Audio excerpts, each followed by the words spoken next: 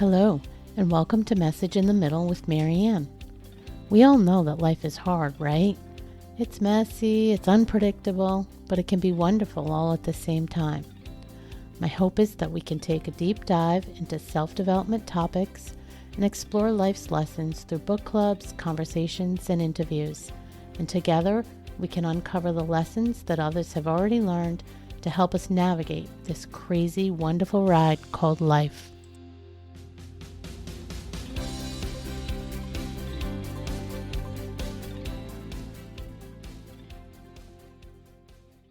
Hello and welcome to Message in the Middle with Marianne, and today with my guest, Dr. Luyi Kathy Zhang. Dr. Zhang is a hospice and palliative care physician, mindset and life coach, and an author. She also hosts the Purpose Filter podcast, which I'm a fan of.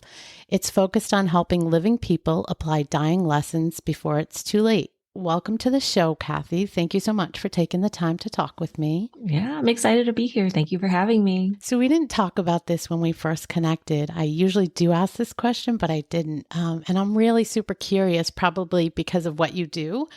So how does one end up in this field of work? You didn't just wake up as a teenager and say, I'm going to go to school to be, well, maybe you did. How did that happen? It's a great question. So I trained in internal medicine, and then I was a hospitalist for 4 years, essentially, which means I took care of patients who were sick enough to be hospitalized. And I loved it.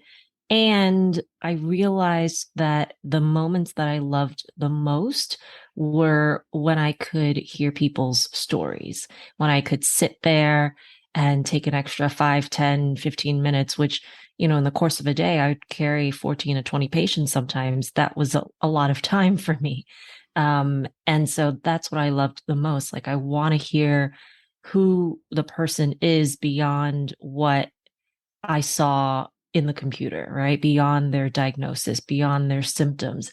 And so I was like, oh, I just felt like there was something missing. And I just felt like I knew I had more in me. And I just always felt that I was on the precipice of something more, something bigger. And I started to find out more about palliative care and hospice and treating sick and dying patients. And I was like, you know what? This sounds like it could be really great for me.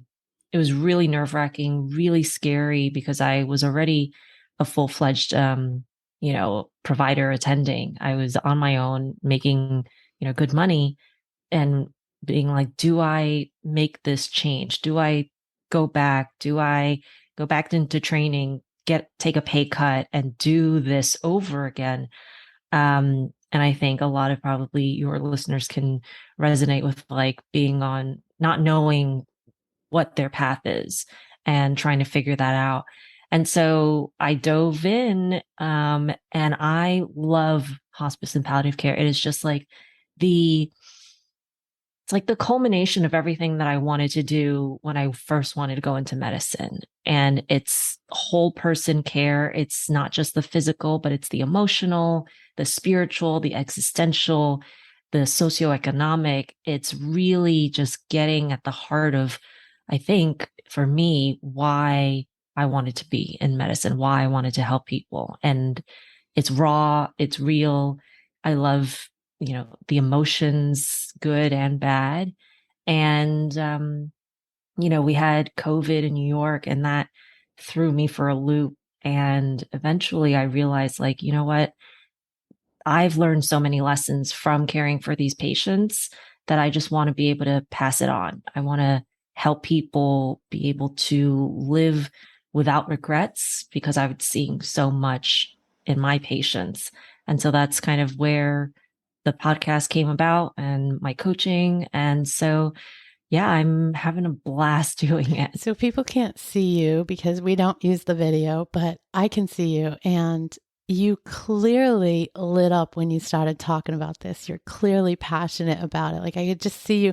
You looked down and you were thinking about it, but I could just feel it. Like it was oozing out of you. This means everything to you. And I guess I first want to acknowledge and say, thank you for the work you do, because when I was thinking about it, I was thinking, I couldn't imagine myself ever doing something like this. The emotional roller coaster. You know all the reasons. You can imagine why I think that. But Mhm. then I thought further and I thought two things. A, what a gift you're given to those people in their most difficult time of need they may ever experience. And that includes the families, not just the person, right, you're dealing with. And then B, what a gift it probably is to you. Because if you can get past all the scary stuff, if you will, I can imagine, and we're going to talk a little bit about that, the stories and the lessons and the perspective change that probably happens if you can put yourself in that path of working in that space. It has to be just an enormous shift of thought once you start seeing some of that stuff and dealing with it. Hmm. Yeah. And you said it exactly, like the perspective shift. I mean, not everyone, and I would probably say a very small amount of people are as comfortable with death and dying as I am, or as people in my field. And I've just learned so much by just being there and bearing witness to what's happening in these people's lives, not just the patients, but certainly, as you said, the families. And it's just, and you know what? I feel very lucky, to be honest. And it sounds weird, like I already feel lucky being, seeing all this death every day, but I actually really do, because I am able to be there with them in a position that not many people have access to. And not many people want access to that, but it has totally shifted how I live my life, how I treat my friends and family, how I think about things that used to just totally knock me down or derail me or make me so angry and frustrated. And now I have that perspective to be like, actually, this isn't as big a deal as I thought it was. Actually, these are the things that are important to me.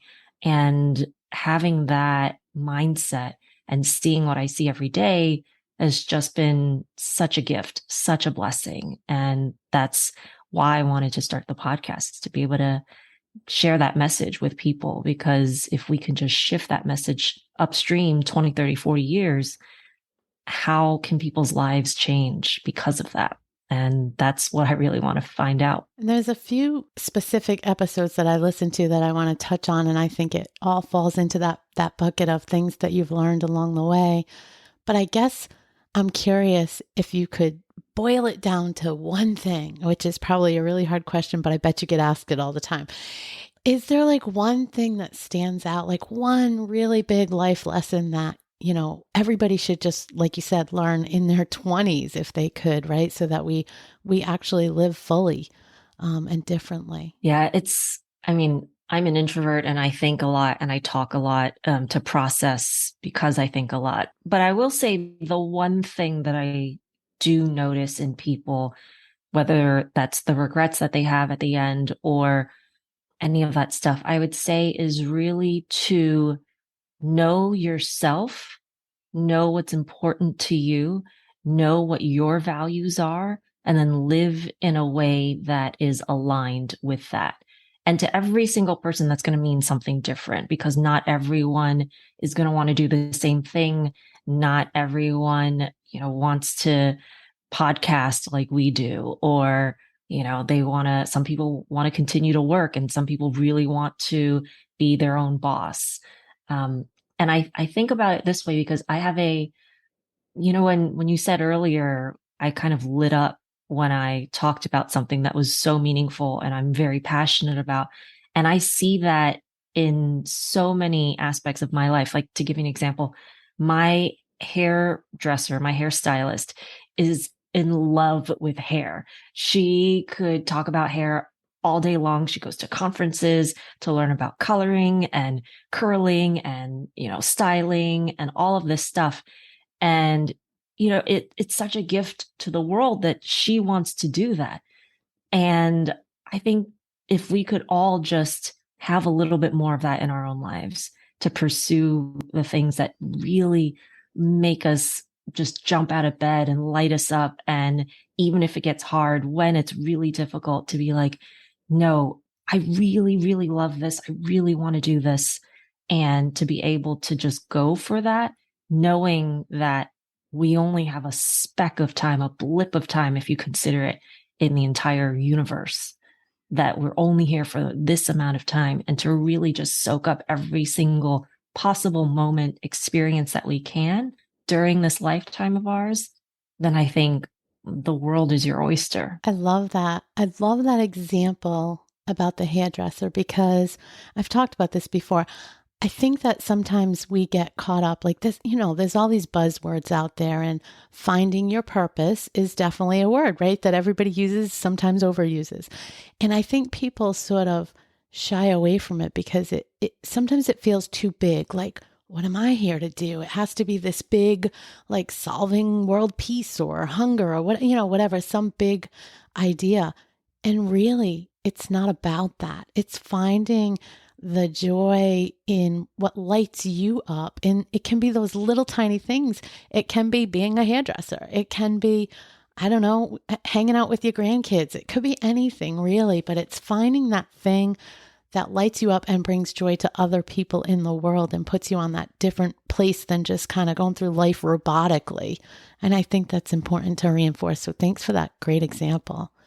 I want to touch on a specific episode you did because it was fantastic, and I think it fits into, I think I told you I had been asked to do a few episodes on death and grief and some stuff in that space. And so I was thinking about your work and trying to kind of pull out some of the things that I felt really fit. And you did an episode that talked about 5 phrases that people should start using now, not just with people in their time of death or end of life. And I loved it because, well, I'm going to let you talk on it for half a second and give us some thoughts. I know you learned this when you were training and now you're using it, and it was so fantastic. But I think not only to apply to the death or people going through any kind of thing like that, but also when you talked about using it on yourself and your younger self. And it was just so moving to me. Can you share that with the audience? Of course. Yeah. That one, I mentioned it once, and I think I was like in a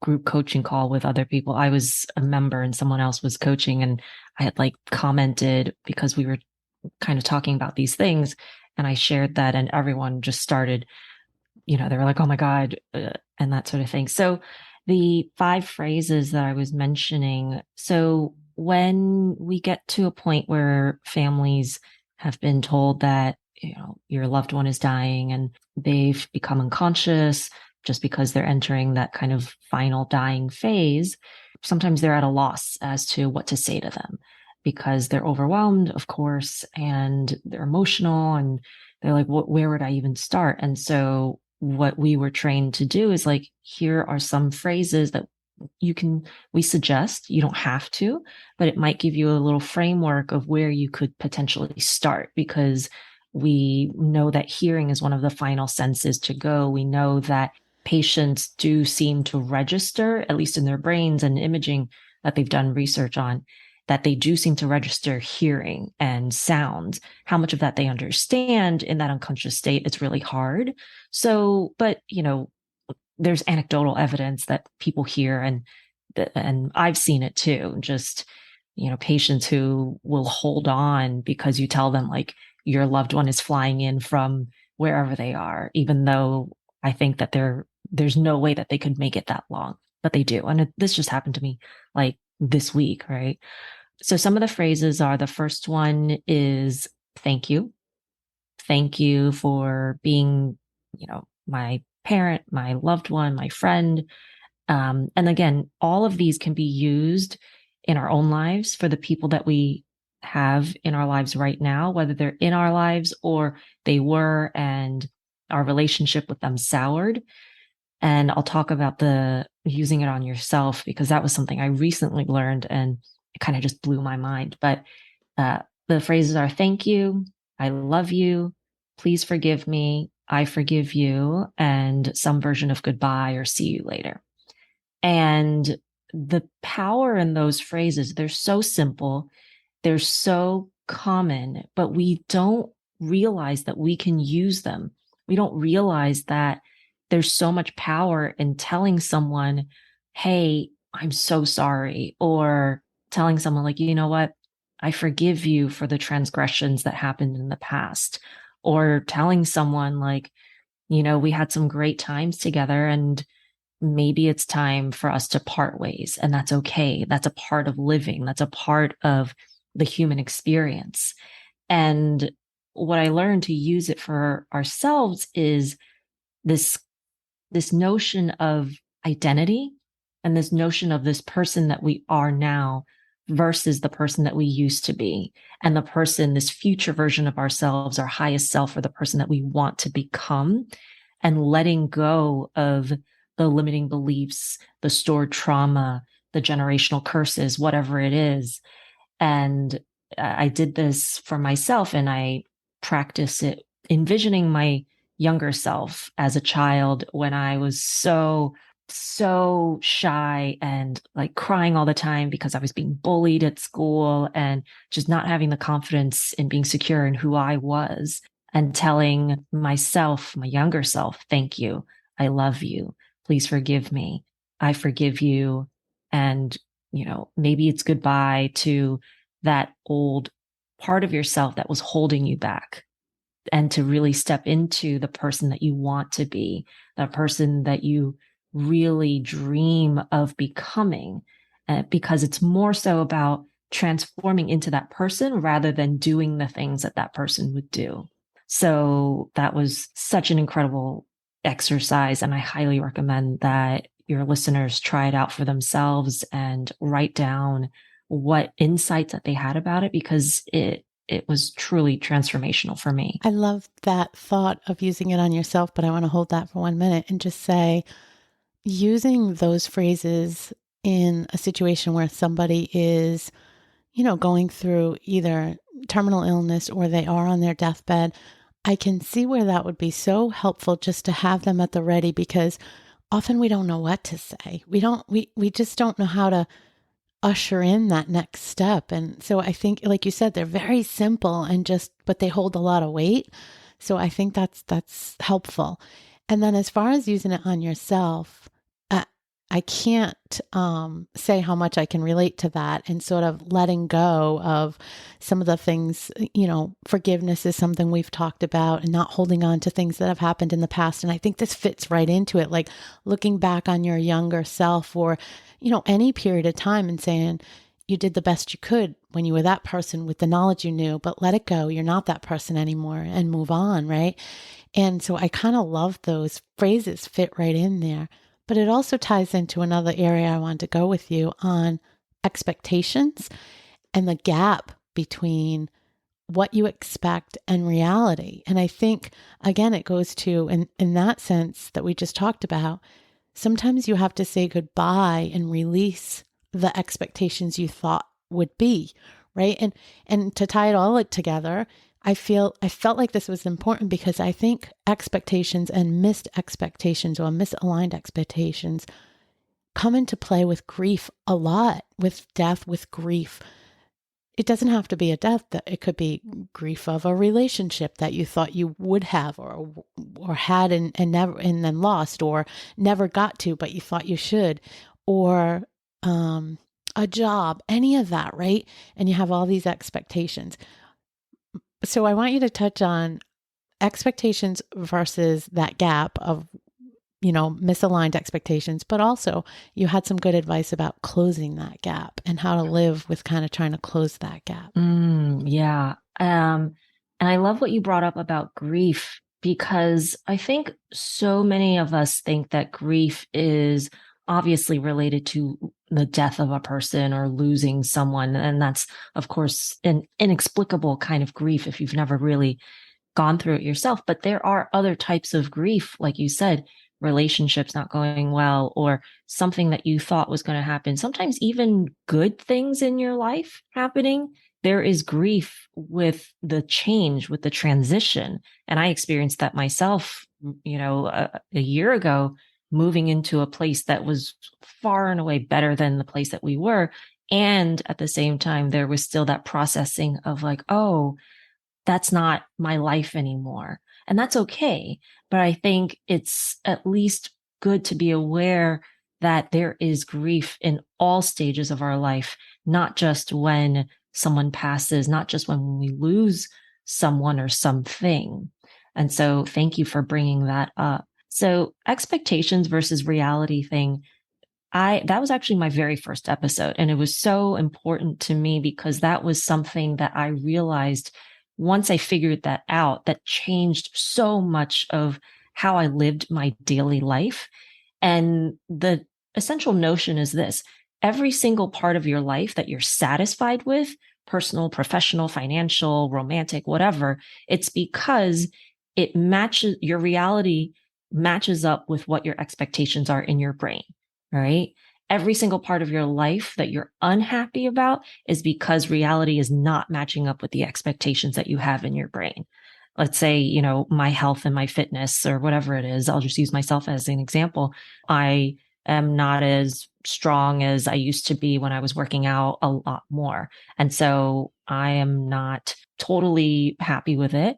And that's because my expectations are different than my reality. And you can say that for any part of anyone's life.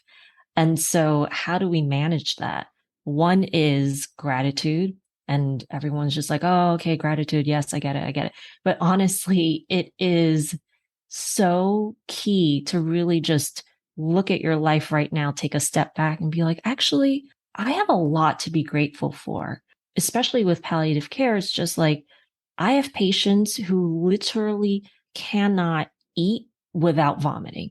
They can't get out of bed without being so short of breath that they have to get back in bed. I have patients who would do anything to be able to communicate with their families in a way that wasn't disruptive, that they could actually speak and talk and think the way that we do without even noticing how lucky and privileged we are. And I use that word privilege because it's a privilege to be able to wake up and just look down and be like, all right, my feet are above ground. It's a good day. And there's going to be issues that come up, and there's going to be frustrations and challenges. And at the same time, we're here, we're awake, we're alive. And it's beautiful to behold. And so gratitude is one huge thing. And then the other thing to bridge that gap is to be like, all right, what are the things that I can do? The next step, the next step, not, I have to know the way. It's just, what's the next step? I really like this quote, and I forget the author, but I read it in Bird by Bird by Anne Lamott. And the quote is basically, you know how when you're driving at night and you can't see anything aside from your headlights in front of you, Yeah. right? You can make the trip the entire way just seeing the next few feet, the next 10 feet, the next step, the next step. And so that was a really, really liberating thing for me to just be like, oh, I don't have to know all the next steps. Yes. I don't have to know the whole way. I just need to know one next step. Super analogy, because if you think about that moment, and if you've ever done that and you're somewhere you don't know the roads, it's super scary sometimes, but you make it. You make the whole trip, to your point. It's just letting that car roll and following that next step that you can see. That's a really great analogy. Yeah. Thanks for sharing that. Of course. So when we talk about grief and we talk about, everybody knows the work in that space and that it's not linear.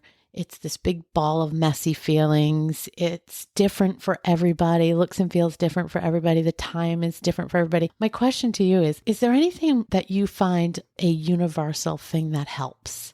Is there anything you've heard in your stories or people or families that is sort of a pattern where people, get a lot of help out of it? It's a great question. Grief is so different for every single person that it's hard to say that there's one thing that helps. I will say that there's one framework that I've noticed when it comes to grief, which is that grief is kind of like it fills up a space in your life. Like, you can think of it as an object or a ball or something like that.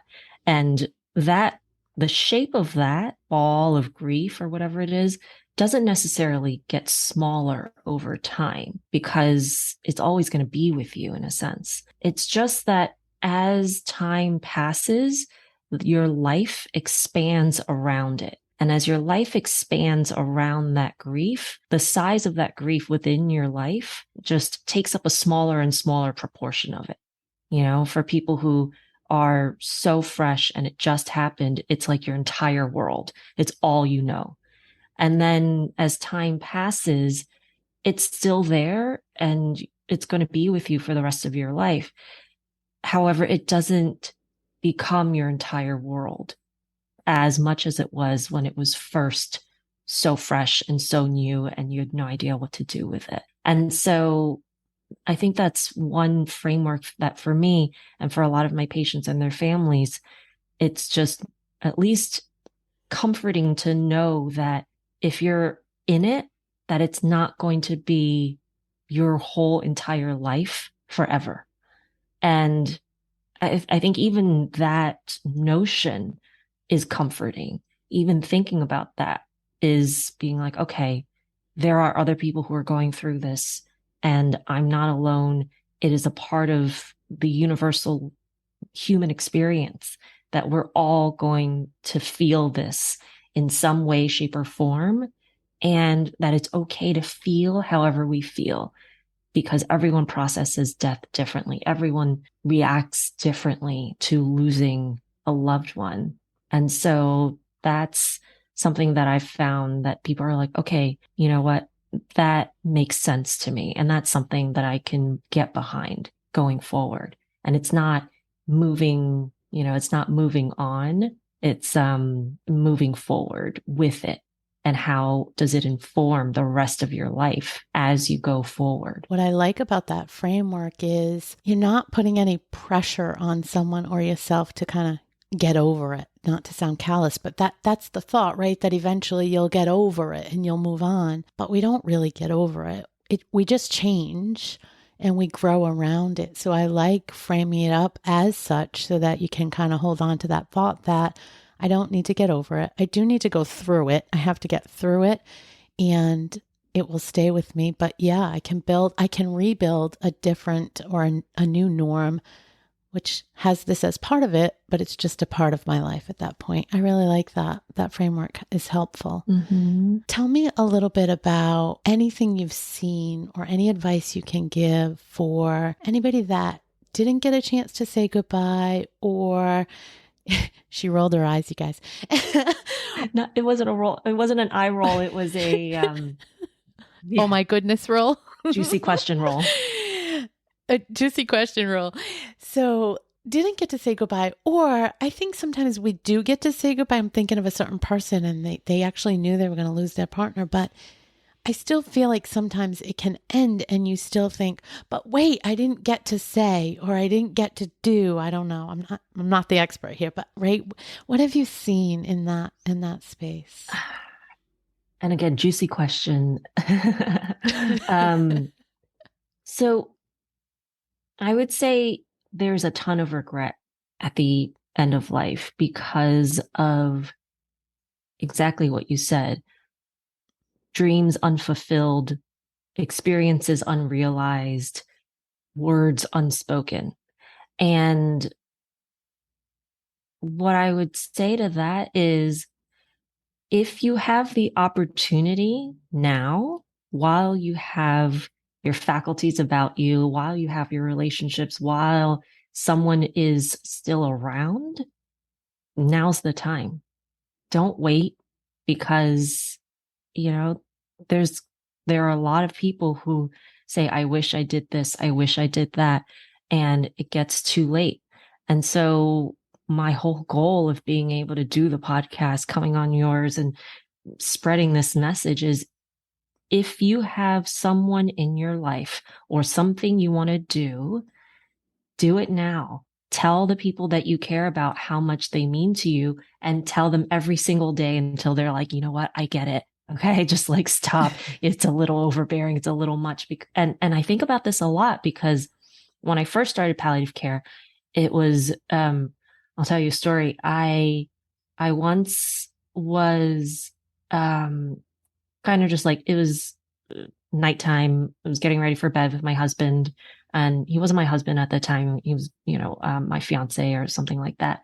But I knew I wanted to spend my life with him, and I just had this overwhelming feeling that he wasn't going to make it through the night.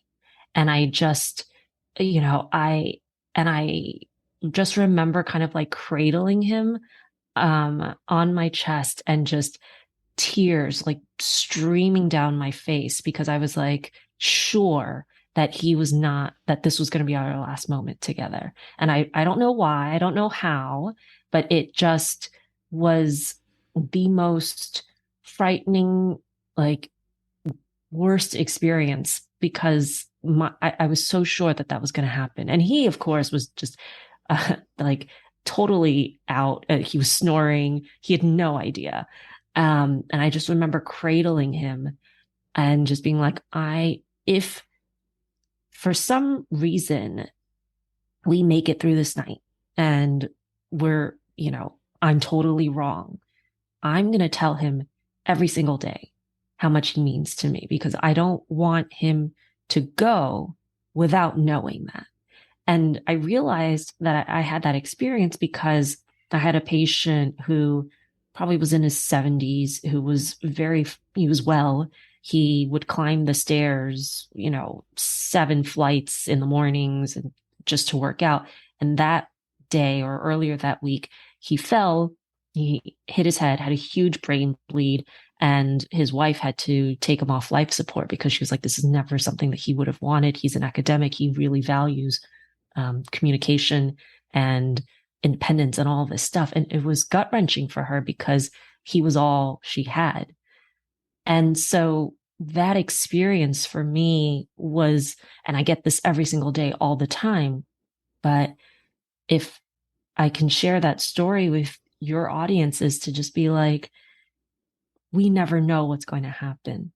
If for some reason my loved one goes out and they don't come back, I know for a fact that they know how much I care about them. If for some reason I leave the house, get hit by a bus, or something happens to me, I am doing everything in my power to change my life and to take it to the place where I want to go, to live without regrets, to say, like, you know what, that scares the shit out of me. And I'm still going to do it because I don't know what's going to happen.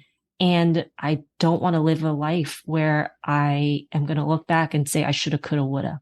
And if that gets to anyone, if anyone's going to take something away from this episode, I hope it's that. So you just tied into something I wanted to reference. Your longer bio says your mission is to empower overwhelmed and directionless, high-achieving professionals to break past limitations, live authentically, and become the version of themselves they most want to be while doing it with fun and ease.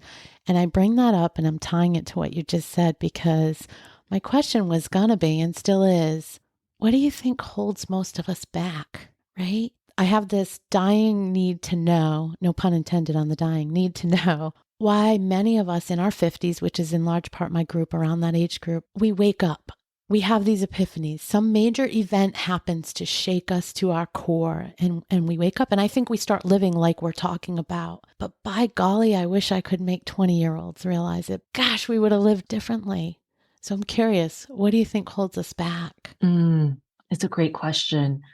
I think fear is probably the biggest one, but I like to break that fear down into subsets. One is obviously fear of failure, right? Things of like fear of the unknown. And then the other one is fear of success. And I think a lot of us don't realize, myself included, how much fear of success and fear of like being the best amazing version of ourselves really holds us back. Because fear of failure, fear of the unknown, we understand that inherently. Oh, I'm not going to be good enough, or what if it doesn't work out, and blah blah blah, and that sort of thing. The flip side of that is like, what if you are good enough, and what if it does work out, and you're just kind of coming up with these thoughts in your head to prevent you from being the amazing rock star, badass, unicorn self that you are. The fear of success is this weird thing to unpack because it's almost as if, like, okay, well, if I had this in me all along, why did I wait? Or why did I allow myself to play small this entire time? That I think really messes with people because when you said, you're in your 50s, something happens and you come across these epiphanies, and a lot of times it's related to a loved one passing or that sort of thing. It's just the natural cycle of, when we get to this type of age, our parents or our friends or whatever start to get older. But what I want to share is that when something traumatic happens or when that epiphany happens, and people are like, oh my God, I need to change my life, you already have all of the skills and the subsets within you to change your life. It's not that, an epiphany happens, someone passes, and you just gain a whole new set of skills to change your life or that sort of thing. It's really that it was always there within you. It's just that you needed a reason that was strong enough, a purpose, a why that is so compelling that you're like, oh my God, I cannot take it one more second. Something has to change. And so, as you said, if we could get 20-year-olds, 30-year-olds to figure this out, to find a reason and to make it so compelling that you don't have to have a traumatic event, that you don't have to have an epiphany that might be painful, and to really get super, super intentional about how you want to live your life. And by doing so, you're going to impact so many people. Then it blows my mind as to how the world could change if we were able to do that earlier. I do think we're going to get there, not maybe in our 20s, but I think, all this work, all this mindset stuff, I'll say I'm in that space too, but I think it's bubbling up everywhere. And I don't think we didn't talk about this 10 years ago. Like nobody knew, maybe a few people, but you know what I'm saying? It wasn't mainstream discussion. And I do think at some point it's going to have an impact and people will start getting it, if you will, earlier. And I'm hopeful on that realm that it will make a difference to people earlier. But it's so interesting. Part of me thinks we need a certain amount of experiences before we can have those epiphanies to take us to that next level. But I don't know. The other thing that you said about you have everything in you, I found personally that to be true when I had a bit of an epiphany in the last couple of years and started really shifting and transforming. And I really started going back to some of the stuff that I loved to do when I was a kid in school, but I had forgotten. Life got in the way, right? And I think part of that whole process is remembering. And then the other process is unlearning some of those narratives that kind of got thrown at us or that we picked up along the way for whatever reason. And now we have to shed all that stuff. But yeah, I wish we could just avoid that whole middle step and get right there. So first of all, I want to say thank you. This has been so great. And I could probably talk to you for 2 more hours, but before we close, I want to ask you, is there anything that we didn't touch on that you want to share with everybody, just, as a in passing kind of comment, or anything I didn't ask you that you want to get out there? Well, I mean, in response to what you just said, I think it's so key that a lot of what really the learning and the unlearning of these narratives and these limiting beliefs and these patterns and these stories that we tell ourselves is so key. It's so transformative when we're able to do that. And I like to think about people's journeys in a sense as almost like, when you were a kid, they had those, I can't really describe it. It's like those number art drawings where it was like different points on a piece of paper and they all had different numbers. Yeah. And then you would draw a number from like 1 to 2, and then you would keep going. Connect the dots. Yeah. Yes.